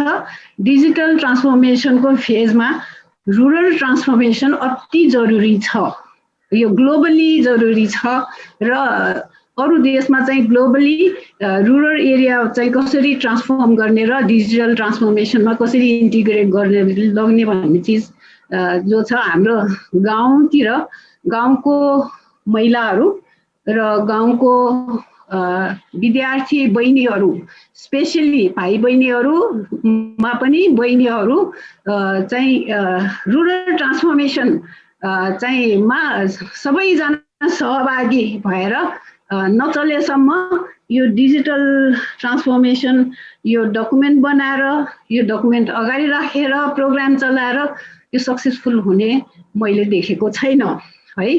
त्यसैले यसमा चाहिँ यो गर्ने हो भने मैले आफ्नो फेसबुक पेज बनाएको छु जसमा चाहिँ दुर्गम गाउँको महिलाहरू र महिला विद्यार्थीहरू मेरो फेसबुक पेजको माध्यमबाट मेसेन्जरमा आओस् भनेर मैले पेज खडा गरेको छ। आउनु उहाँहरू आइरहनु पनि भएको छ। त्यस्तै मेरो ब्लग साइट तिमीलाई एमी थापा भनेर ब्लग साइट छ, त्यसमा म आर्टिकलको माध्यमबाट यो कुराहरू गाउँ गाउँमा पुर्याइरहेको छु र युट्युब च्यानल तिमीलाई एमी थापा भनेर युट्युब च्यानल छ, भिडियोको माध्यमबाट पनि मैले यो सेन्सिटाइज गरिरहेको छु। फेसबुक पेज तिमीलाई एमी थापा भनेर खोल्नुभयो भने त्यसमा चाहिँ महिलाहरूलाई जानुपर्ने मेसेजहरू धेरै राम्रो राम्रो मेसेज छ है। एउटा त क्वालिटी एजुकेसनबाट, सेल्फ स्टडी गर्ने स्टुडेन्टबाट पछि गएर चाहिँ कति ग्लोबली हाकेको मेरो आइआइटी कानपुर मेरो ब्याचमेटहरूले चाहिँ गरेको ग्लोबल स्केलमा काम गरेको त्यहाँ सक्सेस स्टोरीको स्टोरी छ फेसबुक पेजमा जुन पढ्नुपर्छ त्यो सिक्नुपर्छ त्यहाँबाट सिक्नुपर्छ मैले गरेको एफर्टहरू सबै त्यहाँ सहित मैले राखिदिएको छु हजुर हजुर पक्कै पनि हामीले हजुरको फेसबुक साइट ब्लग साइट पनि हामीले हाम्रो फेसबुक मार्फत पनि प्रचार प्रसारमा ल्याएका छौँ पक्कै पनि ठुलो अडियन्समा पुग्छ भन्ने हाम्रो विश्वास छ र उहाँहरूले हेरेर हजुरको स्टोरी सुनेर पक्कै पनि केही न केही त सिक गर्नुहुन्छ त्यो चाहिँ हामी विश्वस्त छौँ त्यसमा म्यामले अघि भन्नुभयो नि सञ्चार मन्त्रालयबाट आइसिटी अवार्ड 2020 का विजेताहरूलाई मन्त्रालयमा निमन्त्रणा गर्नुभएको थियो होइन नेपाल सरकारको के कस्ता भावी योजनाहरू रहेको छ त अहिले त्यसमा छलफल हजुर नेपाल सरकारमा चाहिँ भावी योजनाहरू हुनुपर्ने भएको छैन हुनुपर्ने चाहिँ विभिन्न स्टेक होल्डरहरू सुन्नु भएको छ हजुर हजुर सुन्नु भएको छ हजुर सुनिरहेको सुनिन्छ हजुर विभिन्न स्टेक होल्डरहरूको इन्गेजमेन्ट इफेक्टिभ इन्गेजमेन्ट विभिन्न सरोकारहरू विभिन्न स्टेक होल्डरहरूको इन्गेजमेन्ट र इन्क्लुडिङ भनौँ न सफ्टवेयर एज सर्भिसेस भनेर गरेर हिँडेकाहरू network as services infrastructure as services platform as services यो सबै सेक्टरका जो लिडरहरू छन् बिजनेस लिडरहरू छन् र अरू कम्प्युटर एसोसिएसन जस्तो र अरू विभिन्न सेक्टरका लिडरहरू सबजना चाहिँ in a very collaborative approach integrated एप्रोचमा चाहिँ नलगिकन यो मन्त्रालयले जुन राम्रो इनिसिएटिभ लिनु भएको छ त्यो इनिसिएटिभलाई रियली प्र्याक्टिकली त्यसलाई चाहिँ फिल्ड लेभलमा चाहिँ इम्प्लिमेन्ट गर्नुको लागि चाहिँ महिलाहरूको एनजिओजहरू आइएनजिओजहरू र थुप्रो स्टेक होल्डरहरूको इन्टिग्रेटेड एफर्टले मात्रै आउने हो यो अनि त्यो चिज मन्त्रालयको हाम्रो सचिवज्यूहरूलाई मैले सम्झाएको छु मलाई लाग्छ मन्त्रीज्यूले यसलाई अगाडि लग्नुहुन्छ होला यसमा चाहिँ हाम्रो विटले पनि त्यहाँ जो रिलेटेड स्टेक होल्डरहरू नै यस्तै सेसनहरूमा ल्याएर उहाँहरूलाई चाहिँ अगाडि लाने वातावरण मलाई लाग्छ विटको पनि धेरै रोल प्ले गर्ने रुम छ र गरिदिनुपर्छ मलाई लाग्छ पक्कै पनि हामी यो अहिले भर्खर सुरुवात गरेका छौँ हजुरबाट हामी यस्तै प्रभावकारी व्यक्तित्वहरूलाई अगाडि ल्याएर फोरफ्रन्टमा ल्याएर हामी डिस्कसन गर्छौँ प्यानल डिस्कसन होस् या टक प्रोग्राम होस् यसरी अगाडि बढाएर हामी यस्तो कुराहरू उजागर गर्ने प्रयत्न गर्दछौँ र हजुरहरू जस्तो ठुलो हस्तीको चाहिँ हामीलाई साथ चाहिन्छ यसको लागि अब म्याम हामीले हजुरको स्कुल लाइफको बारेमा सुन्यौँ प्रोफेसनल लाइफ करियर होइन उतार चढावहरू के हजुरले भोग्नुभयो भने अब हामी अलिकति फरक दिशातिर लाग्छौँ म्यामको हबिजहरू के इन्ट्रेस्टहरू के होला रुचि के छ म्याम त्यसको बारेमा केही बताइदिनुहुन्छ हबिजको बारेमा चाहिँ हबिज त के हबिज भन्ने 8 क्लास 7 क्लासदेखि 12 क्लाससम्म त मेरो आमाको 2टा हार्ट भाल्भहरू ड्यामेज भएको र एक्युट एस्थमा भएको कारणले धेरै हस्पिटल र आमालाई हस्पिटल सार्दै घरमा ल्याउँदै गर्दाखेरि मेरो आमा त्यो गर्दा गर्दै पनि बित्नु भयो त्यसैले त्यो हबिज भन्नेको त कहाँ उड्यो तर म चाहिँ आइआइटी कानपुरमा जाँदाखेरि त्यहाँ चाहिँ एक त पढाइ एकदम कठोर स्टुडेन्टहरूको सुइसाइड रेट एकदम हाई भएकोले त्यहाँ चाहिँ हरेक विद्यार्थीहरू एउटा आफ्नो इन्डिभिजुअल हबिजमा फोकस पनि हुनुपर्छ र इन्भल्भ हुनुपर्छ भनेर त्यहाँ फ्लाइङ क्लब थियो त्यहाँ चाहिँ फोटोग्राफी क्लब थियो ड्रामाको क्लब थियो त्यहाँ चाहिँ स्पोर्ट्सहरूको क्लब थियो इलेक्ट्रोनिक्स क्लब रोबोटिक्स क्लब कतिवटा क्लबहरू थियो यसमा चाहिँ अब खेलकुदमा चाहिँ मेरो हबी त्यहाँ डेभलप भयो र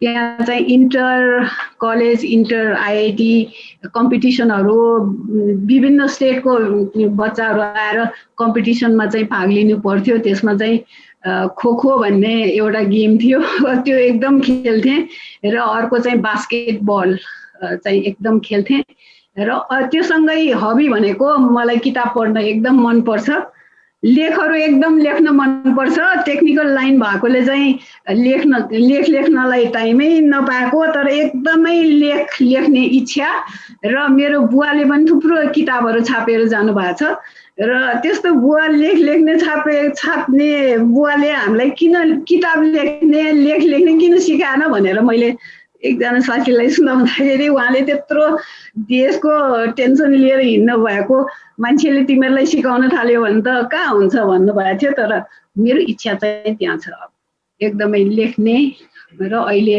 जुन लकडाउन छ अहिले उमेर गएको मान्छेहरू धेरै ठाउँमा जान्नुहुन्न भन्ने उसमा चाहिँ मलाई लाग्छ लेखहरू लेखेर ब्लग साइटमा लेख्ने कतै अस्ति पनि एउटा मेडिकोस भन्ने म्यागजिनमा मेरो 5 पाना लेख छापियो अरू 20वटा जति आर्टिकल महिला पत्रिकाहरूमा छापिएको छ हबी पक्कै पनि म्याम मलाई लाग्छ यो एङ्गलमा पनि बस्यो भने चाहिँ भोलि पर्सि रिटायर हुँदाखेरि महिला भएर चाहिँ बिहा भएर काम गर्न दिएन यताउता हुँदाखेरि मलाई लाग्छ एउटा जर्नलिजम लेख लेख्ने एउटा एरिया पनि हो र आइसिटी सेक्टरमा पनि रिमोटली अनलाइन कामहरू गर्न सकिन्छ भनेर यो कोभिडले सिकाएको छ र मैले महिलाहरूलाई चाहिँ गाउँको महिलाहरू गाउँको विद्यार्थी बहिनीहरूलाई चाहिँ आइसिटीको कोर्सहरू चाहिँ पक्का पनि गर्नु होला भन्ने मेरो सुझाव छ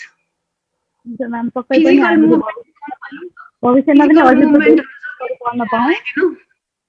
मान्छेहरूलाई दिनु फिजिकल हजुर पढ्न पाऊँ भन्ने अपेक्षा गरेका छौँ र अब हामी यस प्रोग्रामको झन्डै अन्त्यमा आइसकेका छौँ 1 घन्टा भयो म्यामसँग यो कुराकानी गरेको तर समय बितेको पत्तै पाएन हजुरको स्टोरीहरू सुन्दा चाहिँ प्रभावित भयो कि समय गएको पत्तै पाएन तर मैले समयलाई पनि ट्र्याकमा ल्याउनु पर्छ र अब म यो अन्त्यमा हजुरलाई यो प्रश्न राख्न चाहे हजुरको जुन लाइफ एक्सपिरियन्सहरू छ यसबाट के कुरा सिक्नुभयो र हजुरले त्यो कुरा अहिलेको यङ्गर जेनेरेसन अहिलेको नयाँ पुस्ता र महिला वर्गलाई चाहिँ के सिकको रूपमा के सन्देश दिन चाहनुहुन्छ मैले के गरेको छु भन्दाखेरि डोल्पाबाट 2 जना केटीहरू मैले झिकाएर मसँग राखेछु अहिले र प्राय महिलाहरूको चाहिँ गाउँतिरको स्टुडेन्ट बहिनीहरू स्पेसली चाहिँ कस्तो छ भने 8 क्लास 9 क्लास 10 क्लासमा बिहा भएन भने बिहा नहुने भनेर जुन प्रेसर जो छ त्यो एकदम गलत छ बच्चा छिटो पाउनुपर्छ भन्ने जुन छ त्यसको अगेन्स्टमा फाइट गर्नै पर्छ मेरो एउटा सुझाव एकदमै स्ट्रङ सुझाव छ किनभने लेट म्यारेज गरेर बच्चाहरूलाई राम्रोसँग हुर्काएर बच्चाहरू मोर हेल्दी भन्ने पनि साइन्टिफिकली प्रुभ भएको छ यो कुरा गाउँका बच्चाहरू गाउँको आमाहरूले यो कुरा एकदम बुझेको छैन र यो फोरमबाट चाहिँ म त्यो आमाहरूलाई भन्न चाहन्छु अनि अर्को कुरा चाहिँ दायाँ बायाँ कतै नहेर्ने आमा बितेर मेरो रिलेटिभ सर्कलहरूले जुन हामी 6 जना छोरीहरूलाई चाहिँ बिहा गर भनेर जुन मजाले बग्थ्यो होला तर त्यो एकदमै होइन हामीले चाहिँ समाजको अगाडि त्यो गलत हो भनेर देखाएरै छोडे त्यसैले महिलाहरूले चाहिँ फिजिकली इन्टेन्सिभ काम चाहिँ पुरुषहरूलाई छोडिदिनुपर्छ र महिला फ्रेन्डली एरिया जुन चाहिँ रिमोट वर्किङहरू घरैबाट गर्न सक्ने त्यसमा स्पेसलाइज गर्ने वाटर सेक्टर जुन चाहिँ महिलाले बढी पानी खेलाउँछ बढी महिलालाई चाहिन्छ त्यो वाटर सेक्टरमा चाहिँ लिड रोल खेल्ने त्यस्तै हेल्थ पनि चाहिँ घरको आफ्नो सासू ससुरा आमा बाउदेखि लिएर बच्चाको हेल्थ हस्बेन्डको हेल्थ महिलाहरू बढी इङ्गेज हुन्छ त्यसमा लिडरसिप ल्याउन हामी महिलाहरूले त्यसैले महिला फ्रेन्डली एरियामा चाहिँ सलिड लिडरसिप लिनुपर्छ मलाई लाग्छ डेनमार्क भयो युरोपतिर त्यसरी गएको छ र महिलाको पहुँच भन्ने कुरा चाहिँ कस्तो छ भने बङ्गलादेश वार बडा इम्पोर्टेन्ट छ बङ्गलादेश वार हुँदाखेरि 1971 मा म इन्डियाबाट भागी आएको राति राति बत्ती बाल्नु हुँदै थियो, ट्रेनमा कतै पनि बत्ती थिएन, भागी भागी आएको थियो इन्डियन 71 को वारमा। बङ्गलादेशमा त्यस्तरी महिलाहरू रेप गर्दै मारेको, उसबाट चाहिँ उब्रेको महिला लिडरहरू, तिनीहरूको भाषण सुन्दाखेरि अस्ति एउटा जुम सेसनमा मलाई पनि इन्भल्भ गराइएको थियो कि वार हुँदाखेरि महिलाहरूलाई असाध्यै फ्रन्टिङ गरेर युज गर्यो, तर पछि पावर स्ट्रक्चरमा जाँदाखेरि महिलाहरूको पहुँच डिसिजन मेकिङ प्लेसेसमा एकदमै डिस्प्लेस गरेको है, त्यो त्यहाँको उ छ। त्यस्तै चाहिँ श्रीलङ्कामा पनि त्यत्रो वार भयो, महिलाहरूको धेरै रोल खेल्यो, तर पछि गएर चाहिँ डिसिजन मेकिङ प्लेसेसमा महिलाहरू आलु त्यो भएछ। त्यस्तै हाम्रो जनयुद्धमा पनि गाउँ गाउँको महिलाहरू चाहिँ एकदमै देशमा केही न केही परिवर्तन आउँछ भनेर कतिले ज्यान दिनुभयो, ज्यान गुमाउनु भयो, उहाँले धेरै ठुलो रोलहरू खेल्नुभयो, तर अहिले आएर पावर स्ट्रक्चरमा उहाँहरूको पहुँच नभएको देखियो धेरै। यो चिज त्यो इनर्जीलाई चाहिँ तिनीहरूको छोराछोरीहरू, तिनीहरूले चाहिँ आइटी सेक्टर, त्यो इनर्जी हाम्रो आइसिटी सेक्टरमा चाहिँ पढाएर एजुकेट भएर अगाडि लग्यो भने महिलाको जुन रिप्रेजेन्टेटिभ पार्टिसिपेटरी सिस्टम भनेर चाहिँ चाहिने कुरा हो। र यो हाम्रो संसद भवनमा, हाम्रो संविधानमा चाहिँ हरेक कम्युनिटीको प्रोपोर्सनेट पार्टिसिपेटरी चाहिँ त्यो एकदम हामी सबैले माग्नुपर्छ। त्योसँग शिक्षा सलिड माग्नु पर्यो र शिक्षामा पनि आइसिटी को कोर्सहरू स्कुलदेखि नै तलको क्लासदेखि जोड्दै लानु पर्यो। मलाई लाग्छ यो एकदमै हाम्रो विकले चाहिँ यो अभियान अगाडि सार्नै पर्छ, मेरो सुझाव। धेरै धेरै धन्यवाद तिमीलाई। पक्कै पनि वाट एन इन्सपायरिङ स्टोरी। हजुरको जीवनको उतार चढावहरू होइन, स्ट्रगलका कुराहरू सुनेर हामीले धेरै लेसन पाएका छौँ आज यो टक प्रोग्रामबाट, र हामीलाई थप ऊर्जा पनि मिलेको छ। जस्तोसुकै चुनौतीहरू कठिनाइहरू आए पनि हामी निडर भएर अगाडि बढ्नुपर्छ भन्ने एउटा ठुलो प्रेरणाको रूपमा हामीले आज शिक्षा पाएका छौँ। र अब हाम्रो समय पनि लगभग हामी अन्त्यमा आइसकेका छौँ, र मैले सोधेको प्रश्न बाहेक पनि हाम्रो पार्टिसिपेन्टहरूको पनि अझ धेरै जिज्ञासा होला थप क्वेसन्सहरूको लागि। त्यसैले म अहिले चाहिँ यो फ्लोरको लागि चाहिँ ओपन राख्दछु, र पार्टिसिपेन्ट जो कोही पनि आफ्नो जिज्ञासाहरू म्यामको अगाडि राख्न चाहनुहुन्छ भने कृपया रेज ह्यान्ड गर्नुहोला, र हाम्रो टेक्निकल असिस्टेन्ट चाहिँ अलाउ गर्नुहुन्छ बोल्नको लागि।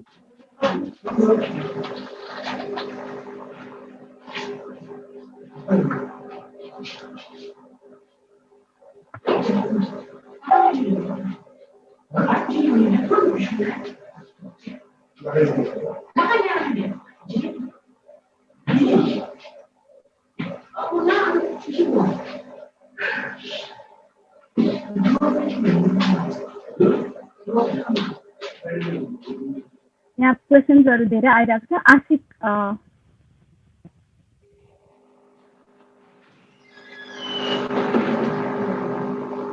मलाई देखिरहेको छु, दीक्षा दुलालजी हुनुहुन्छ, त्यस्तै आशिक मल्लजी हुनुहुन्छ। उहाँहरूले चाहिँ आफ्नो प्रश्न आफैले नै राख्न सक्नुहुन्छ। कृपया आफ्नो छोटो परिचयका साथ अगाडि राख्नु।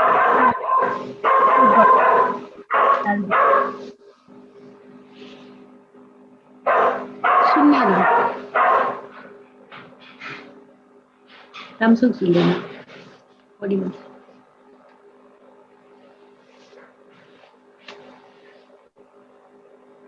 राजेनजी, कृपया यहाँले अलाउ गरिदिनुहुन्छ कि जो प्रश्न सोध्ने हुनुहुन्छ उहाँलाई।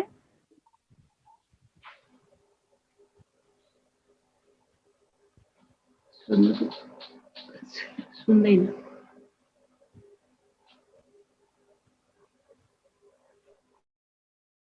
हजुर अनम्युट गरेर क्वेसन सोध्न सक्नुहुन्छ। हजुर निराजनजीले अलाउ गरिदिनुहुन्छ कि हाम्रो पार्टिसिपेन्ट जसले आफ्नो जिज्ञासा राख्नु भएको छ? हजुर मैले गरिदिइसकेको छु। अब उहाँहरूले क्वेसन राख्दाखेरि आफैले अनम्युट गरेर गर्न सक्नुहुन्छ। आशिक मल्लजी, यहाँले आफ्नो माइक कृपया अनम्युट गरेर आफ्नो प्रश्न अगाडि राख्न सक्नुहुन्छ म्यामको अगाडि।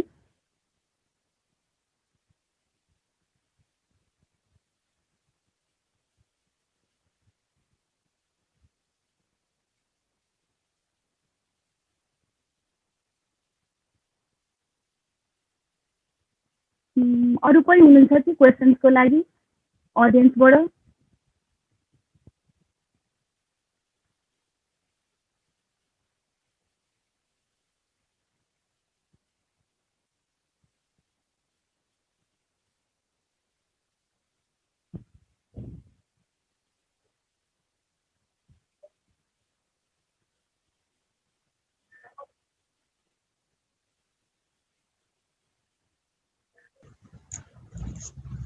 प्रोफेसर म्याम तपाईँ आफैले क्वेसन सोधिदिनुहोस् न, उहाँले त्यही भन्दै हुनुहुन्छ नेटवर्क स्लो छ अरे, त्यसैले क्वेसन पढेर भनिदिनुहोस्। दीक्षा दुलालजीबाट छ है, उहाँले चाहिँ के लेख्नु भएको छ भने when you go in for interviews हैन, do you see other women engineers in organization? तिमीलाई म्याम सुनिराख्नु भएको छ हजुरले?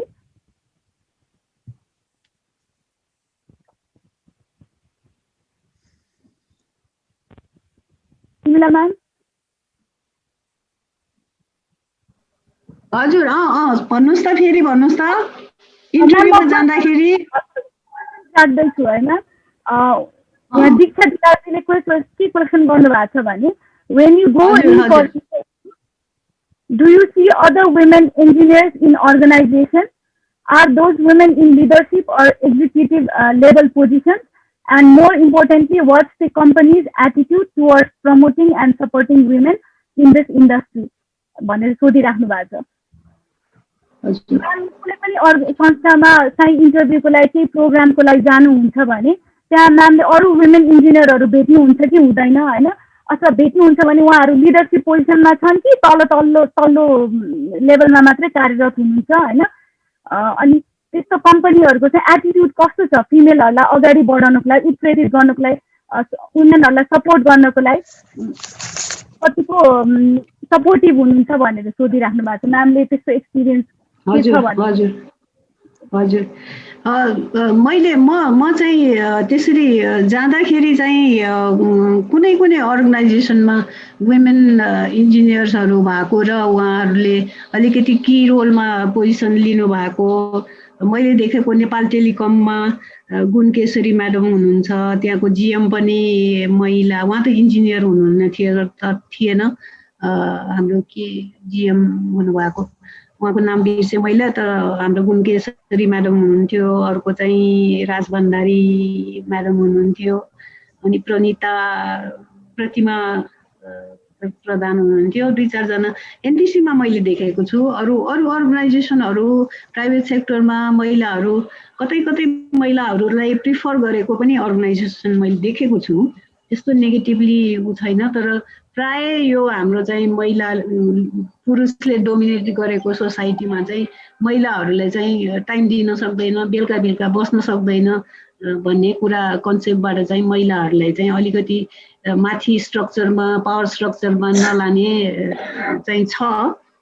त्यसको लागि एउटा किन बेलुका किन लेट आवरमा मिटिङ गर्नुपर्ने भनेर म चाहिँ केयुकेएलको चाहिँ उसमा चाहिँ अथवा इन्जिनियरिङ क्याम्पसकै एसिस्टेन्ट डिनको पोस्टमा हुँदाखेरि म झगडा गर्थेँ।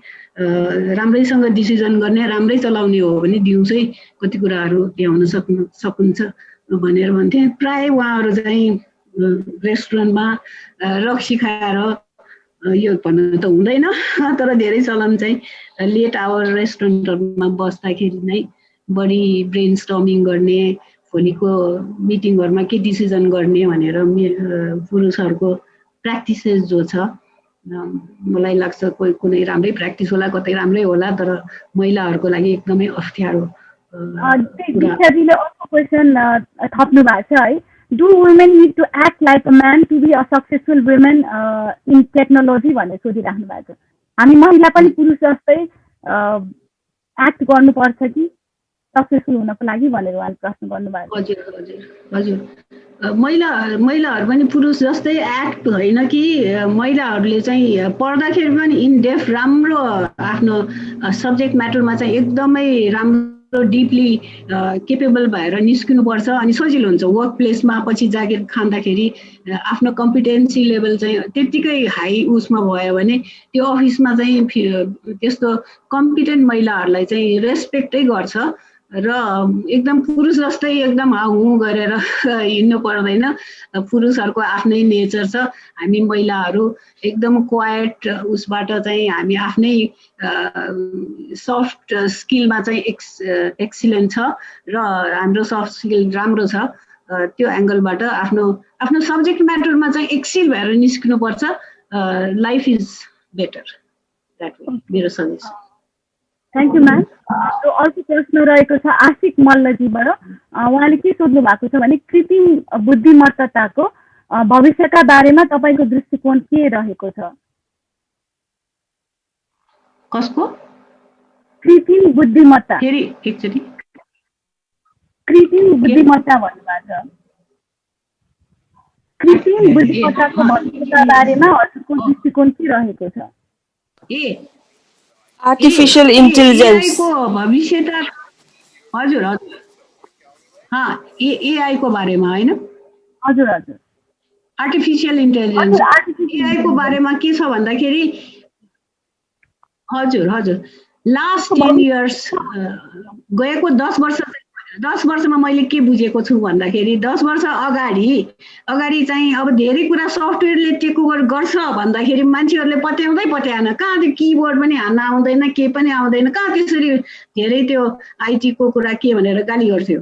र 10 इयर्समा जसरी सफ्टवेयरले हाम्रो लाइफमा हरेक पाइटलामा चाहिँ हामीलाई चाहिँ इन्टिग्रेट भएर जसरी आयो, त्यो पहिला सोच्दै नसोचेको त्यस्तै अब आउने अगाडि यो आउने डिकेड, यो 2020 देखि 2030 सम्म एआईले हामीलाई ग्रिप लिन्छ। एआई इन्टिग्रेटेड भएर आउँछ। एआई सिस्टम र यो इन्जिनहरूले धेरै डिभाइसेसहरू, स्मार्ट डिभाइसेसहरू सबै हेल्थ सेक्टर, सबै सेक्टरमा चाहिँ एआई एम्बेडेड सिस्टम आउँछ। त्यसको लागि तयारी भएर चाहिँ सरकार पनि तयारी हुनुपर्छ, हामी जनता पनि तयार हुनुपर्छ। वर्ल्डले त्यो प्रिपरेसन गरिसक्यो, हामी चाहिँ पछि पर्यो भने हामीलाई धेरै अप्ठ्यारो सिचुएसन आउँछ। स्मार्ट मोबाइल्सहरू आउँछ, सबै कुराहरू नयाँ अपडेट्सहरू आउँछ। त्योसँग हामी हिँडेन भने हामी आफै फस्छौँ। Thank you ma'am. अर्को प्रश्न रहेको छ अनुश्री प्रधानजीबाट। How difficult is it to run an IT company in Nepal? IT company नेपालमा चलाउनको लागि कतिको गाह्रो छ, कतिको चुनौतीपूर्ण छ? हजुर, आइटी कम्पनी नेपालमा चलाउनको लागि कतिको चुनौतीपूर्ण छ भनेर सोध्नु भएको छ Anushree Pradhanji. How difficult is it to run an IT company in Nepal? हजुर आइटी कम्पनी चलाउनको लागि एकदमै कटथ्रोट अन्डरकटिङ भन्छ। एक आपसमा चाहिँ कम्पनी टु कम्पनी अन्डरकटिङ गरेर प्राइसिङ गर्ने र एक आपसमा चाहिँ अनहेल्दी कम्पिटिसन प्र्याक्टिस गर्नेको कारणले नयाँ आइटी कम्पनीहरूलाई असाध्यै गाह्रो छ, एकदमै गाह्रो छ। एउटा चाहिँ आइटी कम्पनीहरू सबजना मिलेर इन अ कोलाबोरेटिभ वे भएको सरकारसँग वर्षमा कति 4-5 अरबको त सफ्टवेयर प्रोजेक्टको प्रोक्योरमेन्ट हुन्छ। त्यो सबै चिज एकदम हेल्दी वेले चाहिँ डिस्ट्रिब्युट गर्ने हो भने नयाँ आउने कम्पनीहरूलाई पनि काम छ, साँच्चै गर्ने हो भने काम छ, गाह्रो पनि हुँदैन। र यो कुरा मिलाउन सक्नु पर्यो। मलाई लाग्छ अलिकति सिनियर आइटी कम्पनी ओनरहरू, म पनि सिनियर आइटी कम्पनी ओनर नै हो, सफ्टवेयर कम्पनी नै चलाएको चाहिँ व्यक्ति हो। र यो कामको डिस्ट्रिब्युसन चाहिँ राम्रोसँग एउटा प्रोफेसनल वेले डिस्ट्रिब्युसन गरेर चाहिँ गर्ने हो भने यहाँ जति पनि बजेट छ काम पनि छ, मैले देखेँ। त्यसैले प्लिज पोजिटिभ डिसअपोइन्टेड नहुनु, बेस्ट अफ लक, राम्रो गर्नुहोस् भाइ। अनुश्रीजीले अर्को थप प्रश्न सोध्नु भएको छ। हजुरको डिजाइनको भन्ने कम्पनीको बारेमा अलिकति जानकारी गरिदिनुहुन्छ कि भन्नुभएको छ। अलिकति उत्सुक हुनुहुन्छ हजुरको कम्पनीको बारेमा, डिजाइनको।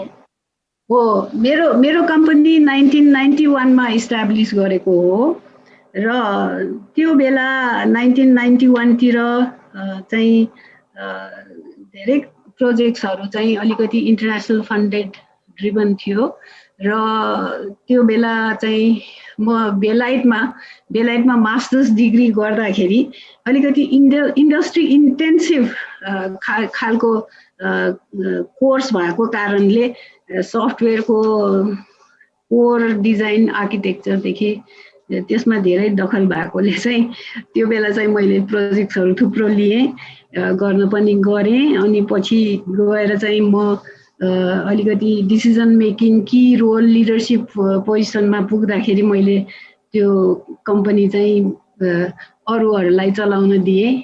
म ब्याकआउट गरेर अरूलाई भने उहाँहरूले किन्नुभयो, 4-5 वर्ष चलाउनु पनि भयो। अनि त्यसपछि अहिले यो मन्दी यो सबैको कारणले they sold it back to me है। र अहिले चाहिँ खासै मैले जति गरेको प्रोजेक्टहरू चाहिँ अहिले त्यसको लाइफ साइकल सिद्धिएर, फर इक्जाम्पल नेपाल टेलिकमको त्यत्रो ठुलो प्रोजेक्ट थियो मेरो, चाइनिज कम्पनी आएर चाइनिज कम्पनीले आफ्नो सिस्टम रिप्लेस गर्यो। त्यस्तै अरू उसमा पनि अब धेरै यो अहिलेको कोभिडको कारणले चाहिँ धेरै अफेक्ट भएको छ। र हेरौँ स्ट्रगल गर्दै जाने हो बहिनीहरू। यो नयाँ स्टार्टअप कम्पनीजहरूलाई म एकदमै सहयोग गर्न चाहन्छु। उहाँहरूलाई प्रोजेक्ट्सहरू दिलाउनेदेखि लिएर मेरो इच्छा definitely I want to encourage lot of young startup companies. I'm looking forward.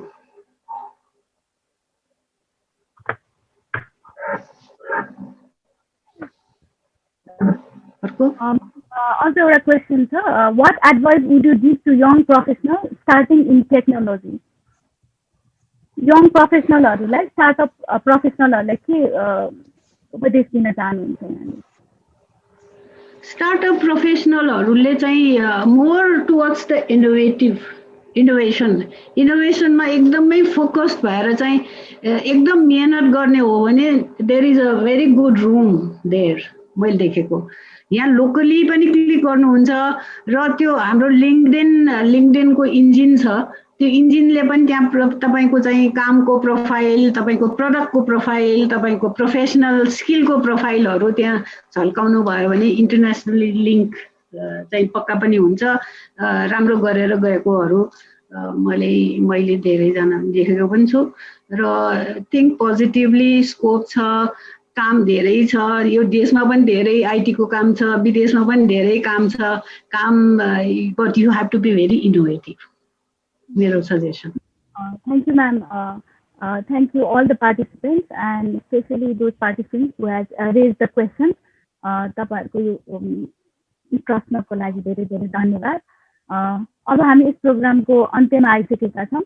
तिमीलाई म्याम हजुरलाई धेरै धेरै धन्यवाद हाम्रो निमन्त्रणा स्वीकार गरेर आजको यस साँझमा हामीलाई समर्पित गरिदिनु भयो। हजुरलाई हामी सल्युट गर्न चाहन्छौँ हजुरको यो शैक्षिक क्षेत्रको योगदानलाई।